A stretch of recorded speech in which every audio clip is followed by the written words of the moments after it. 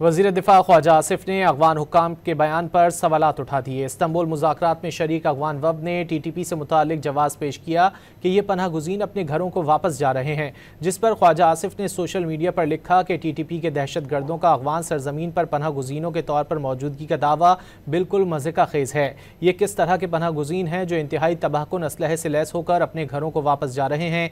ये कैसे पनाह गुज़ीन हैं जो सड़कों या गाड़ियों के जरिए नहीं बल्कि चोरों की तरह पहाड़ों के दुश्वार गुजार रास्तों से पाकिस्तान में दाखिल हो रहे हैं?